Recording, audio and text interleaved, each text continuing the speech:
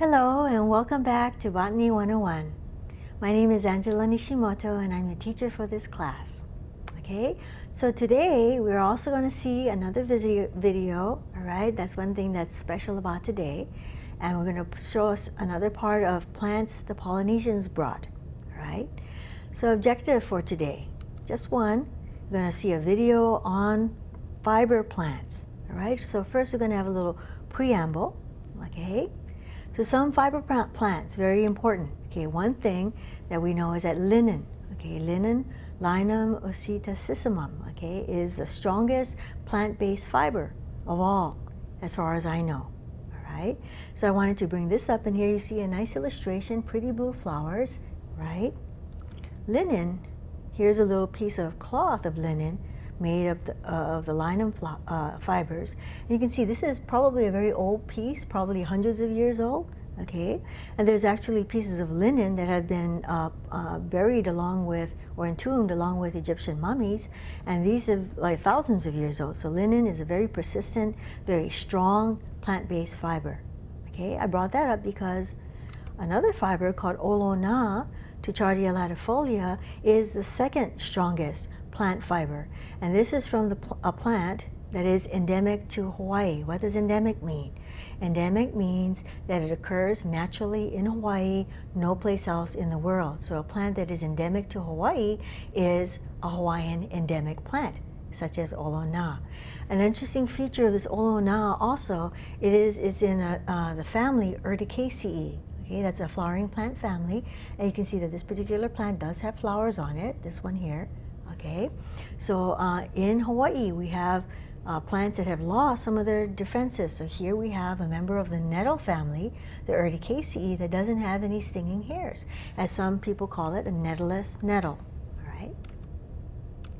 Very important. Now this Olona has extremely strong fibers, and these fibers are gotten, from the stalks of the plant, and what they have in there are these structures called leticifers. What are leticifers? Leticifers are cells, okay, or parts of the plant that holds latex in it, like an exudate. Okay, so very, very strong, very long fibers of Olona. Sometimes they could be over a foot long, okay, 18 inches long.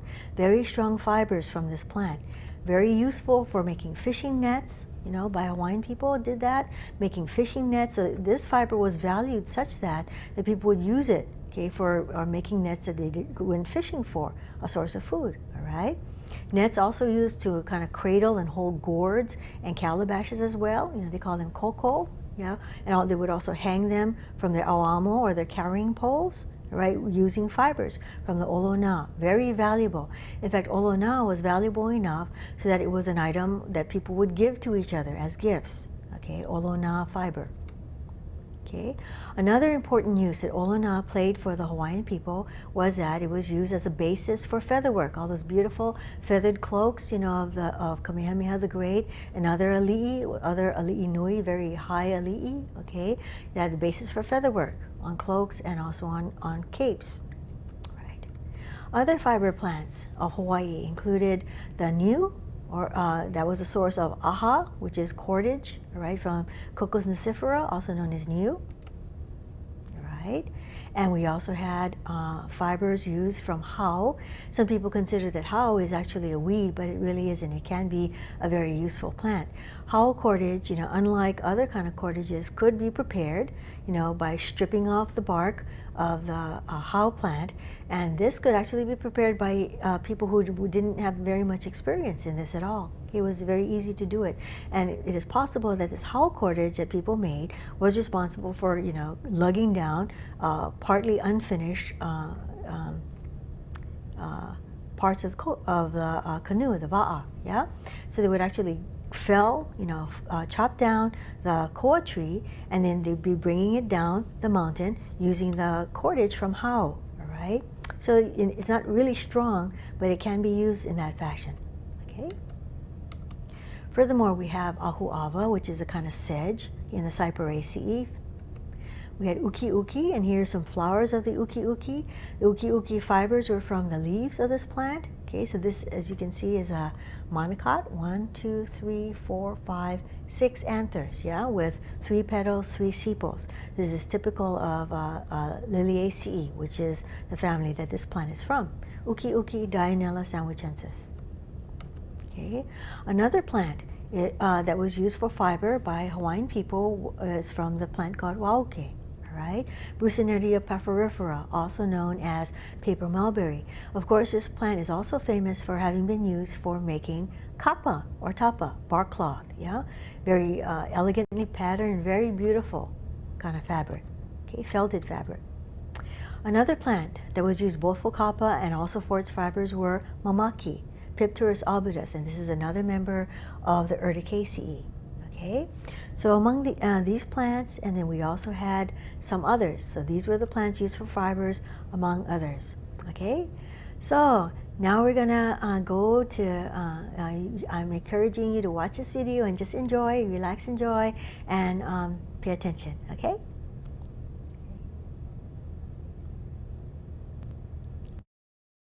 Fiber plants. Polynesian introduced plants used for fibers and cordage are ki or tea, hau, coconut or new, hala, and balke.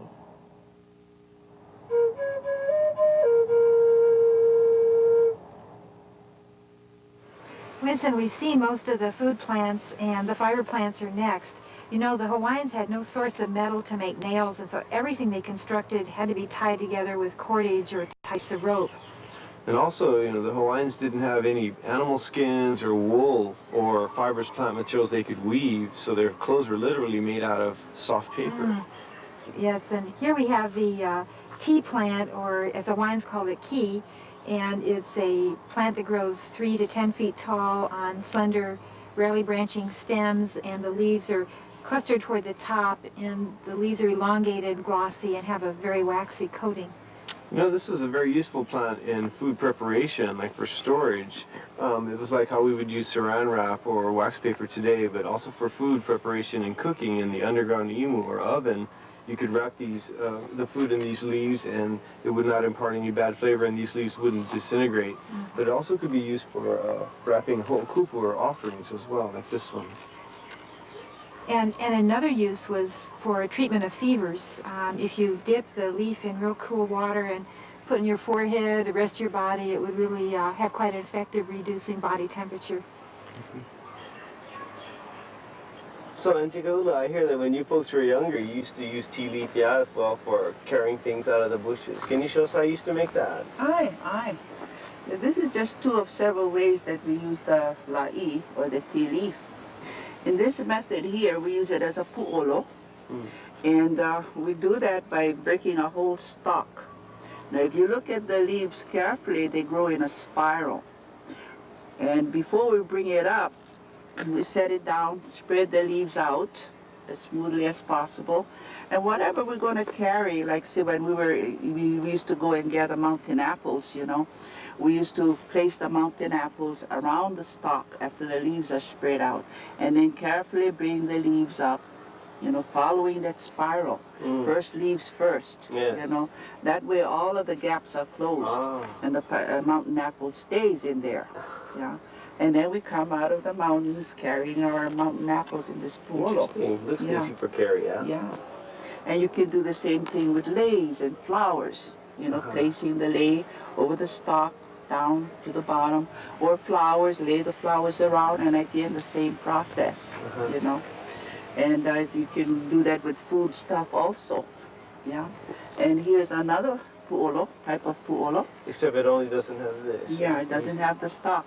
We take the leaves off of the stalk, individual leaves off of the stalk, and then we place the stems very carefully together in a spiral as they would grow on the plant. Yeah? And then, of course, we fasten it first on the inside to keep the stem together. You see that? Oh, yes. Yeah. And then we spread out the leaves, place our lei, our flowers, our fruits, whatever it is we're going to wrap. And then again, we bring the leaves up very carefully, again, working with the spiral, and then fastening it up here. And so you have a pu'olo. keeps them cool too, yeah. It keeps it cool and fresh for a long time. Aye.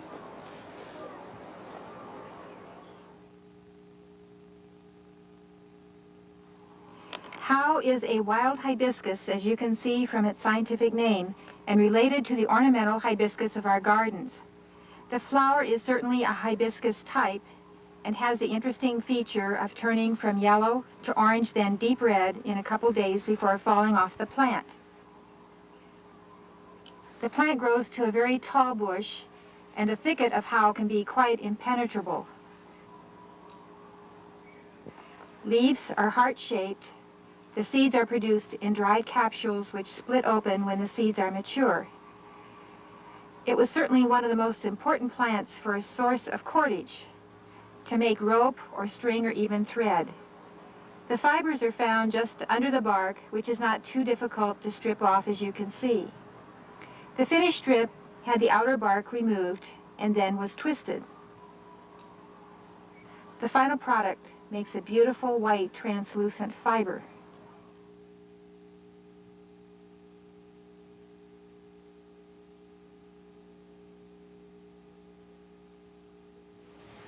Now we've seen coconut being used before as a source of food, but we also find that the coconut was also used as a form of rope or senet, the Hawaiians call aha. And today we have one of our members in our kahale here with us named Fale. Hi, Folly. And Fale is one of the best cordage weavers we have here. And so show us how the steps are from the very beginning. First thing that you must do in order to get one of those cords is find the coconut. And as you can see here, we have a coconut. It's best to use one that is nice and brown. When you have one like this that's green, it makes it a little bit difficult to work with, but yet you still can work things out and work on it. Now, a coconut like this, once it's picked, would be soaked in water for about 2 to 3 days, or a day or so. And what you want it to do is the water will soak into the coconut and it'll get it pliable and easy to work with. Okay? And, That softens it quite a bit then. Right, softens it quite a bit. And all you do is you pound it out. And you might have to watch yourself there. Okay, we're going to get a spray here. Oh, you really have to beat up on it, don't you? Kind of like getting spanking. It looks like rope. No. Yeah, kind of. So I see the fibers are a lot looser now that you've beaten it, and you're pulling them. Yeah. Pull them away from the main shot. So throw that part away, huh? And this is the part that you want to work on. Now, what your main object is to get all the little fibers out, much like the fibrous strands that the coconut has, much like this, so that you only get the longer pieces. Okay? And it's the longer pieces that you want to work with to get the rope. And from there you just do more pounding to get all of that smaller stuff out. You probably want you soak it off to get most of that material out. Yep. You suck it, you can pound it, and then to wash all that material out, you just put it in the water again. So each time you pounded it, it'd be more fibers appearing and less sort of solid. So it ends up looking like that then, yeah? Yeah. From here, you go in, and it ends up looking like this. You can see a lot more of the thin fibers coming out. It feels much more rope-like. Yes. Less of that gooey material in between. Yeah. And from here, in order to make that rope, we'd get part of it that's already done, and you just break it up into little sections. And a section like this, you can get another one. You could put these two together. And then put them together. Overlap them. You take it in here, and you just twist it together. Wow. Does that hurt? Not really. Although I have had my kupuna or elder say, you should shave your legs so that your hair doesn't get caught in it. Get part of the rope, huh? I never tried that before. Okay. But that's how it comes out. And as you work along, you can get more of it. And you can work together with some of the parts that you have. These are three twisted, separate strips. And you could make two versions of it. You could have it braided together, like in threes, or you could have it as a double or twist. A double twist, And yeah. no matter what way you made it, as long as you feel comfortable with the way that you work on it, it'll work.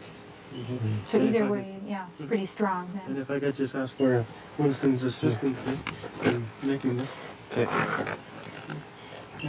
As I go along to do this, you find that I twist the cords of the rope together.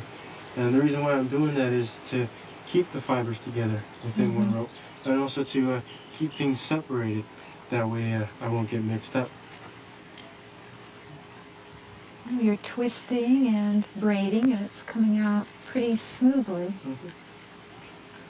Twisting it, I imagine, probably gets the fibers together too, yeah? Right. Yeah. So this cordage looks very much like what we see here on the roof of the holly, which is cordage, and Which it is wraps. being held by the cord, Right. and it wraps around the poles, and also you can hold it, use it to bundle up the leaves. I noticed it's wet when you're using it, you know. Right. That makes a difference? When it's wet, it's very pliable and easy to work with. Once it's dry, it'll get hard, and that will make it harder for you to pull, especially when you're on a pull on it. As it dries, apparently it shrinks and gets a little stronger too. Yes, it does. Yeah.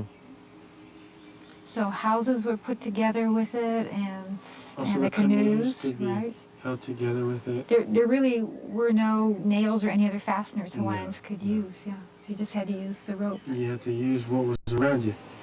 Right. And that's why the coconut was one thing that could be used not only for food or as a food source, but as a way of, but as a utensil for life. Certainly. Well, thank you very much, Fale. We really appreciate it. Mahalo. Oh, there you're pulling. Okay. Pretty strong. They can't break it. Well, thank you very much for sharing this with us, Father. Appreciate it. And I hope that a lot of people can find out more uses for the coconut. Right.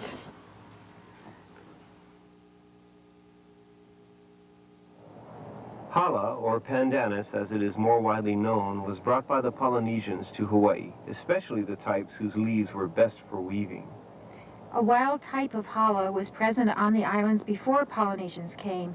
Scientists found a hala fruit fossil in old lava flows, predating human arrival, indicating that it was native to Hawaii. Hala has probably been in Waimea Valley a long time and used by the original Hawaiian inhabitants. The leaves are very long, which is good for weaving. It is an unusual tree-like plant and a monocot. Almost all monocots, like grasses, have only soft growth. But hala, like palms and bamboos, are different in developing a woody type growth. Hala has large strap-like leaves armed with sharp spines. The leaves are arranged spirally and clustered at the tips of short branches. Prominent prop roots come from the base of the trunk, which help hold up this top-heavy plant. The trees are male or female because they bear only one type of flower. The plants bear either male flowers, which have attractive white bracts, or female flowers, whose fruit look like small pineapples. Many a Hawaiian tour guide has fooled tourists by calling the female hala tree the pineapple tree. Here we have my friends Auntie Kalima and Leanne, who are skilled at weaving lauhala, which literally means the leaf of the hala.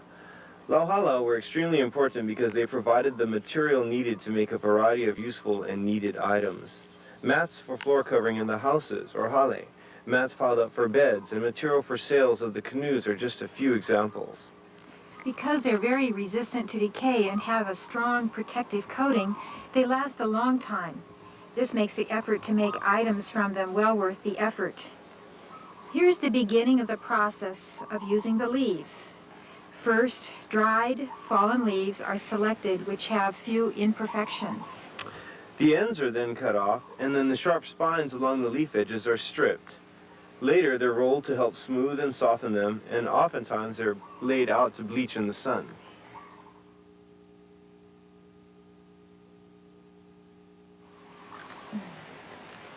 Well, Priscilla, this is Auntie Kalima, Aloha. Aloha. and this is Leanne.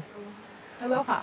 There are two friends of ours here that work at Waimea Valley in the Kauhale, and they've agreed to give us a demonstration today on the processes that go into preparing lauhala for weaving. Thank you. Mahalo. So, Auntie, before we saw you collecting the leaves, you cut the ends. What are you doing now? Well, now I'm removing the middle thorns from the leaves. See, I remove both sides, and now I'm removing the center. Yeah, they poke you out of those. And then, as I'm done with that, I wipe it down and roll it. There's plenty of policy, so you have to. So you get your rag and open up your leaves. That's a wet rag, yeah? It is. Right. It's a wet rag. Then after you wipe it on both inside and on the outside, I've already wiped some, so I'll proceed with the rolling. This has already been wiped. So now I'm going to roll it to flatten it out.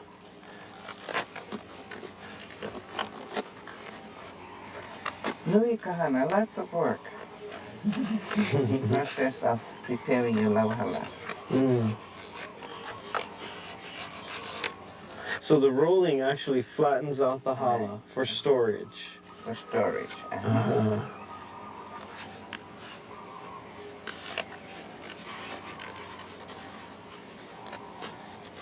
You roll it as tight as you can on one side, then you turn around and You roll the back side too, huh? and when you put it into the first one, that you have to be sure that they all run the same way. See the white and that one, you put them together. So when you want to wind them up, it'll open up and you can add more to it. So that's how it will look in the That's how end. it's going to look at the end of it. About how many pieces are those? Maybe about 75 to 100. Wow. Depending on the width of the leaf. If the leaves are big, your roll is going to be bigger because more leaves. Now Leanne is continuing with the process of preparing the leaves for weaving. She's now pulling the long leaf carefully through a device that has a sharp cutting edge and stripping the leaf or cutting it into long, even strips, which will be used in the weaving or the plaiting. She's now cutting along the other edge of the leaf and removing and throwing away the midrib or the center part of the leaf, which will be thicker and less easy to work with. After getting a number of strips ready, she has a plaiting or weaving started here, and the process involves bending back alternately the strips along one edge and placing a new strip next to the ones that were bent, and notice now alternately the strips are pushed down and folded back.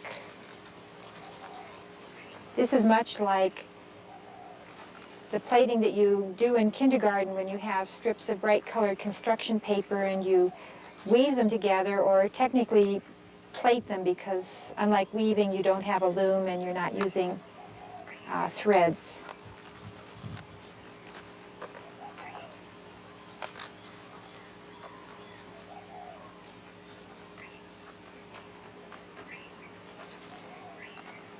Now Leanne is bending up the edges of the strips to make a corner, to make a box, much like this finished box here.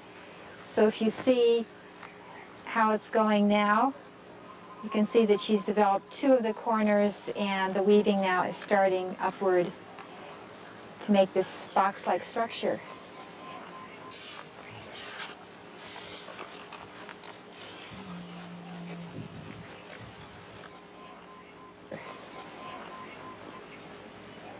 Leanne, mahalo for sharing this with us today and showing us how Lahala weaving is done. And thank you, Auntie Kalima, for also helping us. Appreciate it. Mamawa kaha ori. Mahalo.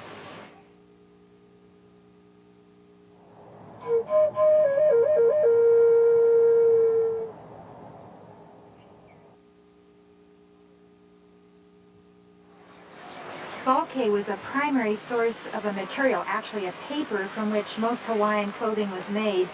And you can make paper from almost any type of plant fiber if it's spread out very thin and allowed to dry. And this was called kapa by the Hawaiians, or known more widely in the Pacific as tapa. This plant grows as a shrub or a small tree and readily sends out suckers from the side of the stem there. And the leaves are rough to the touch and roughly heart-shaped as well, and sometimes single or double-lobed.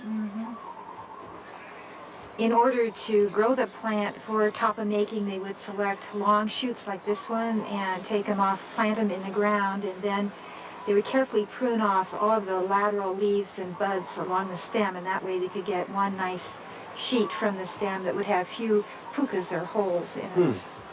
Also, once it had grown to the desired length, they would strip it right down the side in one piece and be able to remove it right off the bark. Just peel it right from the bark easily, yeah. Peeled off. And that would just be the beginning steps in a number of stages in order to develop it into the final product of tapa.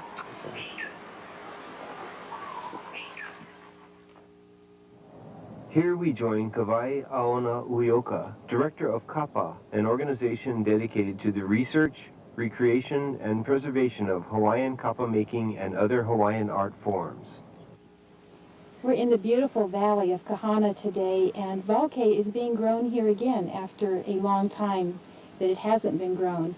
And I have here with me Kawai, and she is a person also who has started reviving that wonderful art of kapa making. And Kawai, how did you get started in this process, which is so complicated? When I was going through my training as kumuhula, we as a class wanted to give ho'okupu, a gift to our kumu, our teacher, of Hawaiian kapa. There were 14 of us in Ilima class with Eti Maiki, and 14 of us went and talked to our ohana throughout the islands, and we couldn't find anyone that was producing Hawaiian kapa. It wasn't being made at all on the whole island. No, only the heirlooms that were already in existence in people's homes, but those were like heirlooms for family.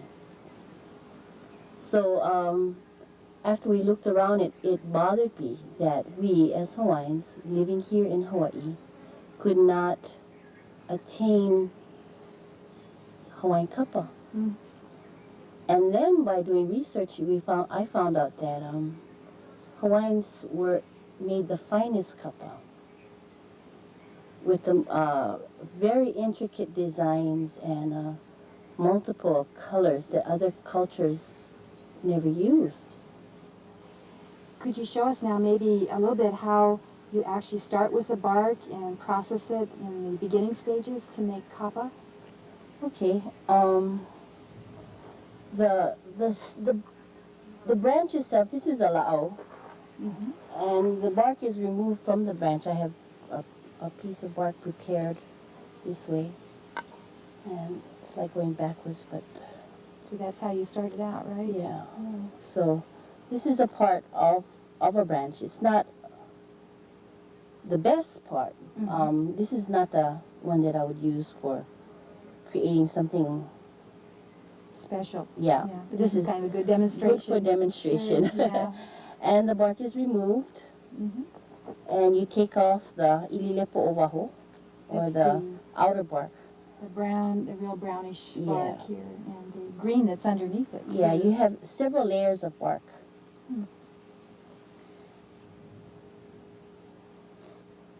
I usually have the children use the opihi shell because it's serrated. Oh, pretty. And and this is very safe for them to use in the classroom. And they remove the bark that way. And they have a great time. It's just when they get carried away and we don't have any bark left afterwards. So this is a traditional tool, whether it's an opihi shell or another kind of shell that does the same job. Okay, so you remove a lot of the dirt, impurities. Or you could use a regular knife, and that would work. A lot of times it works faster, cleaner.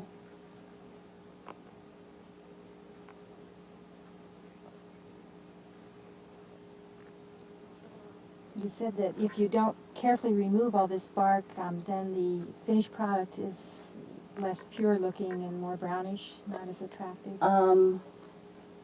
The wauke is like any vegetable. You know, like the potato. Mm-hmm. You clean the potato and leave it out for the air to catch, and the potato turns brown. Mm-hmm. So if you don't take all the green parts off, then the bark will turn a brownish color. And that's not bad if that's the color you want. But if you want a white, the cleanest, purest white was what was prized as white as the clouds that adorned the moon at night. Mm-hmm. You know? Then you would take all the impurities off. I see. And a lot of times these little holes are from branches or from leaf holes. And normally you would not want to have the holes, but you can patch them and work it. You have the patience to stay with it.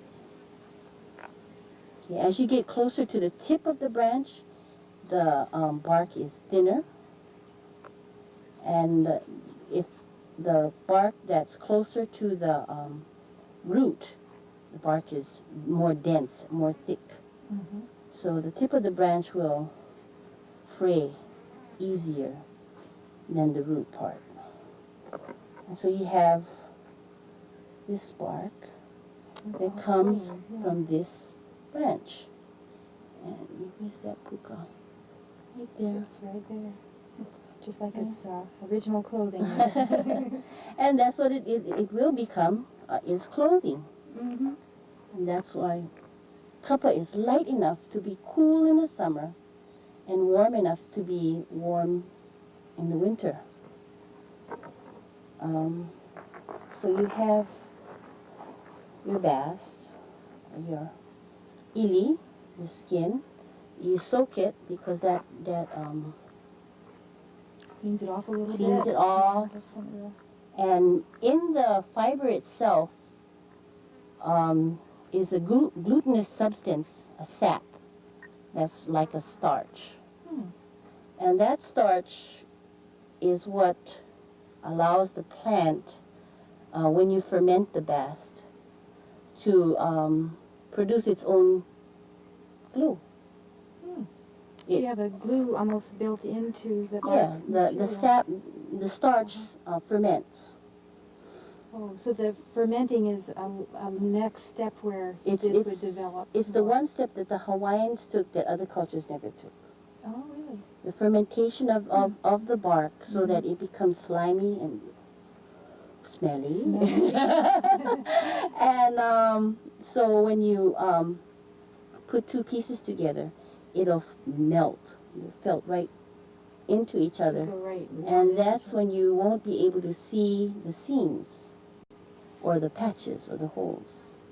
And that's one of the really lovely qualities of Hawaiian kapa, right? Is Right. the fact that it didn't have the holes and the seams. Okay, the first step you do is you take a rounded beater, and the rounded beater is called a hohoa.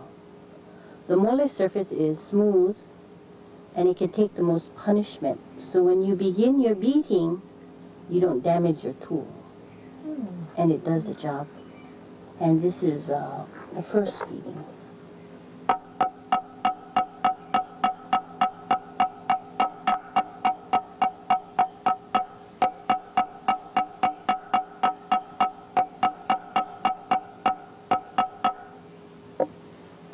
interesting. You can already see how it's spreading out and the fibers are separating from each other. Mm-hmm.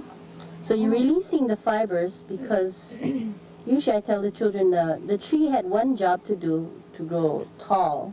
Mm-hmm. And then when we ask the tree for its life, then we teach it to go wide.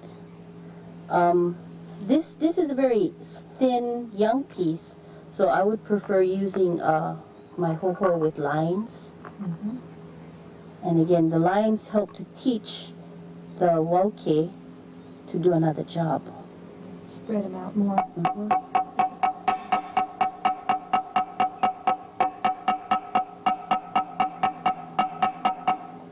Oh,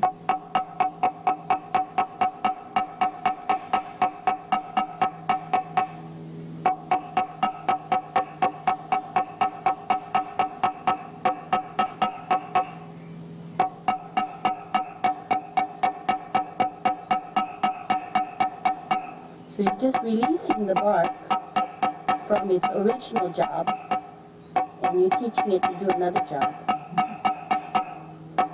And in that way, the children understand. Okay. And you don't kill it. You work with it. work with it. It's like a little bit too hard, and you end up with pulp. And not hard enough, you don't do anything. Because developing the touch is important.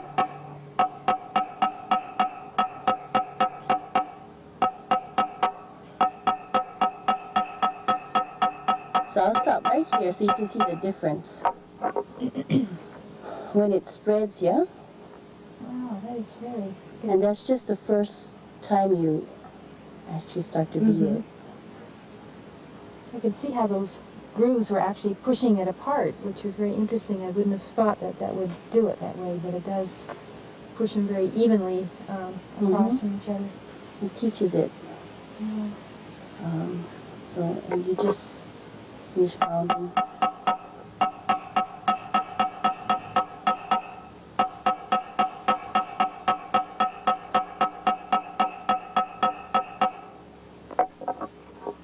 And then, usually it's the wauke that I pound is like 6 to 10 feet long. Mm. Mm-hmm. Those are preferred pieces. And then you do the other side. I see the other side.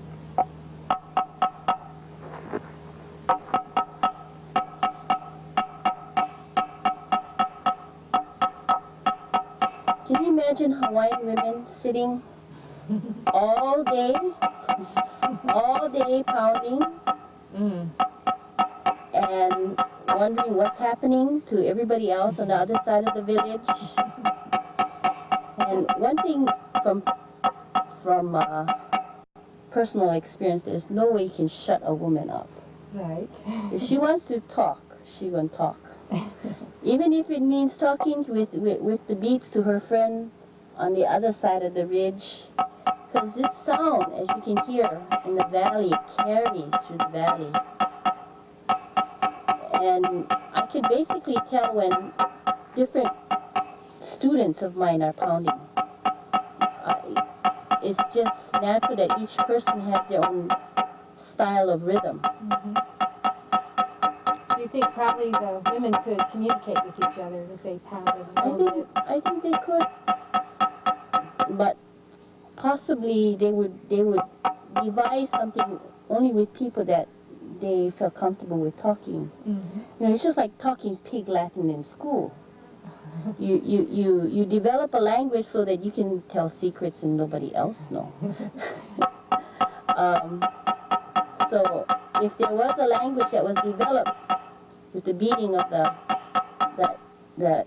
iekuku, the hohoa, and the kua, which is this anvil, then I'm sure a woman could devise it.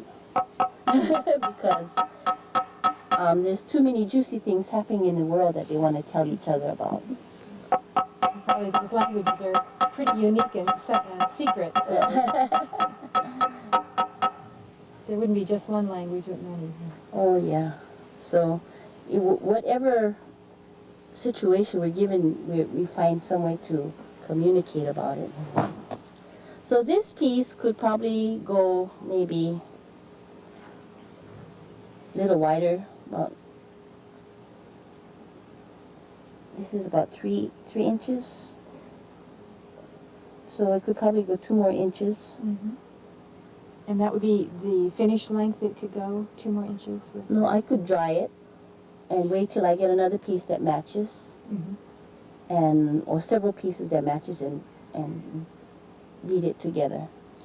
Would you Make them put much wider. wider? Would you put them side by side or actually on top of each other and then beat them out? You see all these holes? Yeah. You have to cover all these holes, so you have to put on top of each other. On top. So you put another layer, and then they would all go together eventually. Oh, that'd be It would very melt nice. into each other, That would make it but nice. not without the fermentation process. Which sort of forms the glue that allows them to really stick. It's a natural glue. Well, that's very interesting. The first step, and how much you've developed already. And usually, because it's still green, when we soak it in here, There'll be a lot of other things coming out of it. you'll see when I lift it up, the water will become real milky, Yeah, I can see the water's getting cloudy. and then And get it's milky. clear, yeah. And the top it looks a little clearer too. Yeah, so that's the starch that's already inside of it. That's coming out. And so to actually, for people to actually go through the thought process of how to use, those elements that are already within the fiber itself, it took a lot of thinking. A lot of observation and experimenting, I'm sure, too. So, and there were no so-called universities in ancient Hawaii.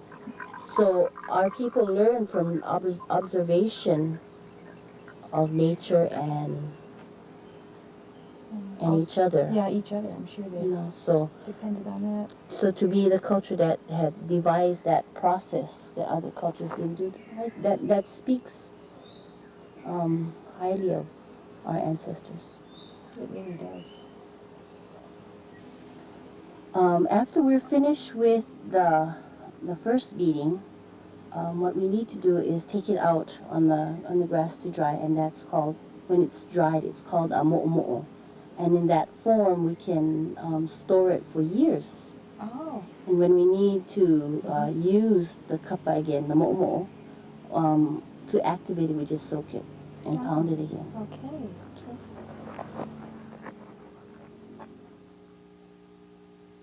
Okay, so all we need to do now is to lay it out in the sun, and the sun will help to purify it and bleach it. But someone also told me that the green underneath also helps to bleach it. Oh, Something about the grass. the chlorophyll might. Yeah. But when we're finished, when it's dry, it's pliable, we'll roll it and store it for as long as we need it. Oh. We're now at the edge of a volcano patch, or a ho'oulu, that Kawai is planted about 4 years ago. And right here we have a little volcano plant. How did it get here? And this is what we call keiki, or a child from its mama. And the mama is in that thicket back there, not this close tree, but it's on the other side. Way back there. Yeah, and her roots spread out. That particular species of wauke repropagates itself really well with a lot of keiki. And it's like an ohana, the mama, and her roots travel and her children grow. So these are all the little babies, keikis, right here from the roots. And these are all become beautiful. This particular species, make excellent kapa. Okay, and this species have lobed and unlobed leaves. Both of them, Yeah, the bark is fantastic. But usually when you want to repropagate the wauke is, you want to take a keiki about this size, and you want to take it from its mama, and you talk to the keiki because it's a life form, and it needs to feel good about you taking it away from its home. And if it feels good about you taking it away and you take care of it, then from this point to the time you make your kappa, the quality is beautiful. But if you don't take care from this point, then your kappa reflects that if the kappa come out junk, then that's because you never take care. Yeah, You show a never kind of malama. respect and sort of take Yeah, care of it. so you respect from this dirt, because this is what nurtured this plant. And so what we're going to do is we're going to take this keiki, and we're going to ask the keiki if we can take it to our place and grow some more plants and give it to people so people will grow. Could you pass the tea leaf? Sure. Open it up. So you take some of the dirt with Yeah, it, because it's familiar with the lepo here. Uh-huh. So when it's not as much in shock. And then put that underneath. Crisscross. Crisscross. So whenever you go someplace and you need to, so one more time. Need to wrap it, huh? Mm-hmm. Just use the tea. Oh, it makes a wonderful package. The dirt. One more. Oh, no, that. You need a big one, honestly. No, this should be fine. Okay. And in this form, when you go up and you want to, see, it's one way to go around and collecting up in the mountains, because this is what we need, or this is what we think we need. And we have a habit nowadays to go and take, and we never give back. So what's important is that you take and you go plant, so you don't have to come and rape the mountain every time you need. That's a good idea. You have it where you need it.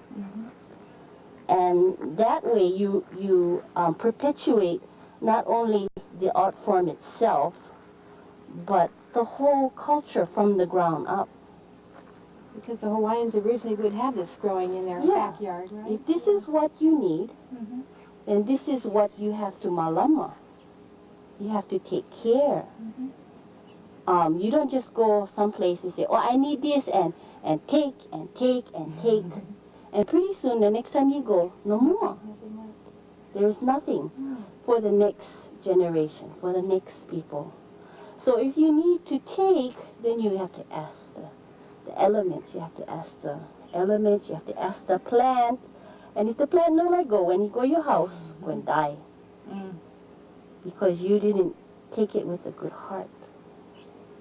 So it's important culturally, because the Hawaiians believe every plant is a kino lau, is a body form of someone.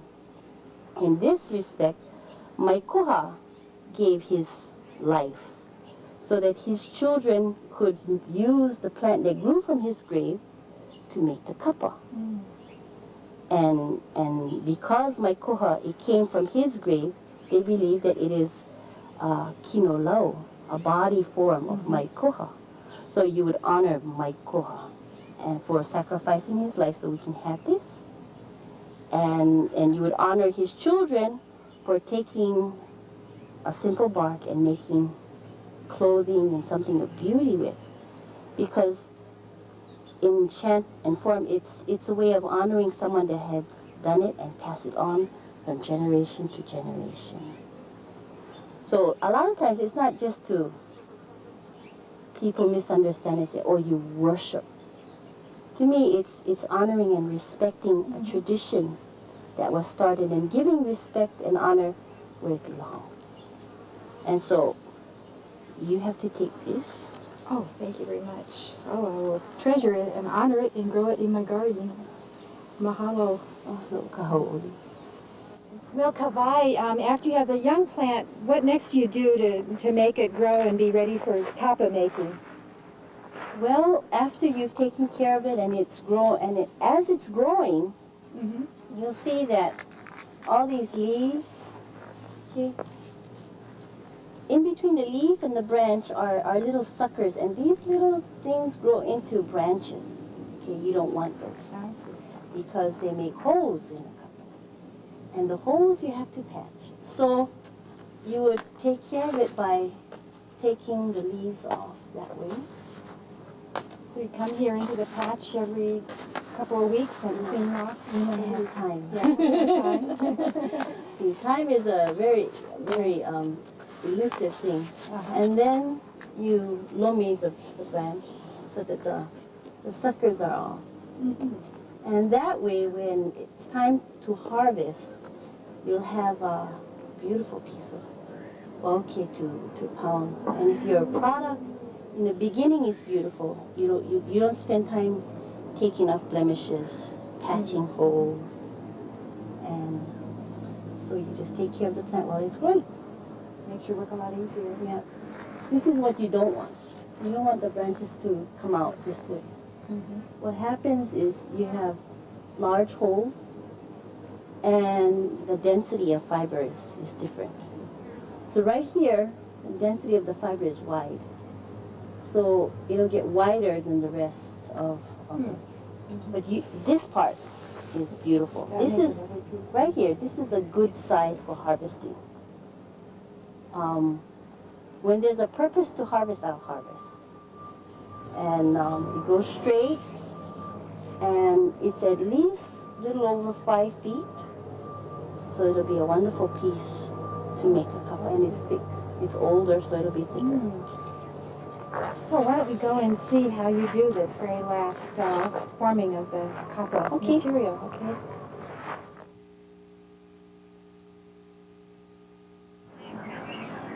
Now this is the strip after the first pounding, right? Of the copper. And explain what you would do from here to get the finished product. Okay, this is called a mo'omo, if you hold that. Okay, this is the length of the branch that was cut. Okay, and after it was dried, it was soft enough to bend without cracking and breaking. And it was, for this particular mo'omo is about 2 years old. So it's been sitting for 2 years waiting for me to reawaken it in the water and repound it. So you would soak it again, and then I would soak it again and pound it to my desired width. It can become this is about 3 inches wide, about 3 inch wide on this end. It could go up to about 10 to 12 inches. Wow, about this wide then, much wider. Wow. So the secret is that you pound it slowly and consistently and widen it evenly. So patience is the secret. How long would it take to widen a strip that big, about 10 inches or 12 inches, do you think? About half a day. Half a day. And then you still have to ferment it, and if you need a wider piece, you add another piece to it, and felt them together. So that was one of the special qualities of Hawaiian kapa, was that you could put it together and felt it, which is pounding it right together. So it's one piece, so that there's no seam. No seam. There's you cannot tell where the holes are, and the blemishes are not as evident. So you can't peel one layer from the other. What also was a characteristic of the Hawaiian kapa was the watermark. And this is a really fine piece here. You said it was from a younger stem? This is from a younger stem. This is all one branch. This is all one branch. Nothing's been added to it, and it's soft enough that you wouldn't feel rough towards the skin. No, and it's almost as long enough for a boy's malo, a young boy's malo. Then you have the watermark. The watermark is where you can see just a clear, when the light goes through, just a very soft pattern. That's embedded into the fiber from the beater, the pattern carved in the beater. And that's another characteristic that makes Hawaiian kapa unique. Other cultures don't do that. This is a pa'u, or a skirt, that I made for my daughter. And these are about four to six pieces of bark. We have the overlap in the back. And then you dyed it, obviously, the different brown colors. How did you get the dyes? This is kukui. Kukui bark, hili kukui. And then you mix the bark, the hili kukui, with ash, and you get a darker brown. And you mix the hili kukui with alai, and you get a different shade of brown. Red brown. Yeah. Alai is the iron ore. Kauai has excellent alai. So this is just a pa'u, and the designs are representative of who my daughter is. This is her pa'u. The haukiuki, and the kalo, and the aina. So I try to make things that represent the person that it goes to. So it really is like their own personal design and relates to who they are. See, as far as I know from my grandmother and my elders, we did not excel in mass production or copying. We excelled in because every human being is different. And every human being has a different characteristic. They have different ohana. They come from different parts of the island, and their personalities are different. So I, as a cup maker, spending hours and hours to grow the plant, to produce the bark, and to pound it wide enough and soft enough to be used. As I'm working on it, I'm already thinking, what is this going to be for? Who is this going to? What makes them special? And by the time I finish with what I do, then it represents what I feel inside for that person. So it's more than just Decoration. yeah. And this is a special type of kapa. Tell us about this one. This is made. At this point in time, we have a law that says that our ancestors that are dug out of the ground, whether it's from a development or a home, many people are uncovering remains, Hawaiian remains, and to put our kupuna, reintern them with dignity in something that they're familiar with, so that, to me, a spirit needs to feel at peace. And they're at peace when things are familiar to them and they're embraced with love. And so I am one of the few kapa makers, Hawaiian kapa makers, that make kapa to reintern our kupuna remains. And this particular piece is one of the pieces that I make for the reinternment of kupuna. And for the wauke, for the reinternment, I put another watermark in it, and I call it kahelelani, which means a path to heaven, to go to heaven. So this is going to be used for that purpose. And but it's one piece, and it took about 4 branches. 4 branches. To make this. A lot of work represented there. So what are some other uses today that are very important that you see, the uses for kapa? Traditionally, it would be wonderful if we as Hawaiians, when we have to represent our people in ceremonial affairs like greeting people from other countries that wear their customary clothing and and for rituals, so that they can represent our culture. We don't have to look like we borrow from somebody else. So it would be wonderful if Kumuhula could use Hawaiian kapa. It would be wonderful if affairs of state of our Hawaiian organizations could use Hawaiian kapa for these important occasions. And when we go and represent Hawaiians in different countries, that we'll be able to truly reflect Hawaii and who we are. Going into the schools would be wonderful if the children could. The children have never seen Hawaiian kapa other than behind a glass. And a lot of our own people don't know what the difference between Hawaiian kapa and other cultures. So that would be wonderful as an educational purpose. And for myself, I'm an artist.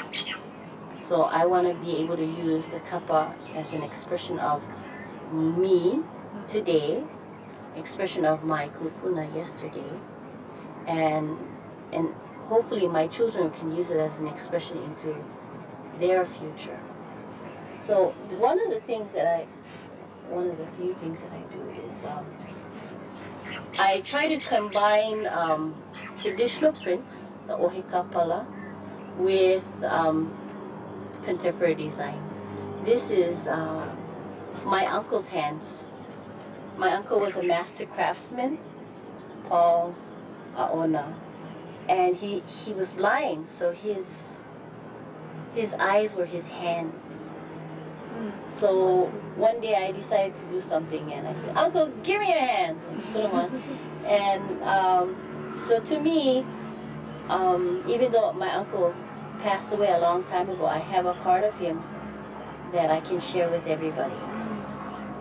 And it's both representational as well as traditional. This has been such a special opportunity to see how this craft form and art form develops. We've just started all the way from growing the plant and how it's processed and into the artwork that you do, and really much more than that is how it's important in your culture and how it can reach out and really help people grow. It's been a very special opportunity, and thank you so much, Kawai. Mahalo for this time. No'ukaho.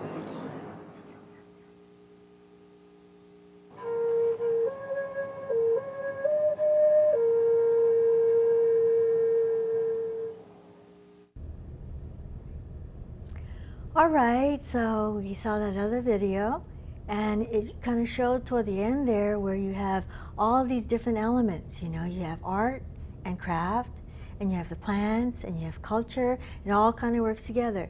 This is sort of like a way that some people in your own life can figure when everything's working, when everything all flows together, and everything moves together, okay? Anyway, so in summary, okay, generally what we looked at, you know, both in the lecture, the brief lecture that preceded the video, and in the video, we did a brief survey of the fiber plants of these islands of Hawaii, okay? Past, present, and maybe into the future, all right? Okay, anyway, that's all that we have for today, all right? Hopefully that you really, really enjoyed this. Very good, excellent videos. I want to thank Priscilla Millen, Winston Morton, and all the people that were at what we used to call Waimea Falls Park. Thank you very much, and thank you for watching. Okay, see you next time. Bye-bye.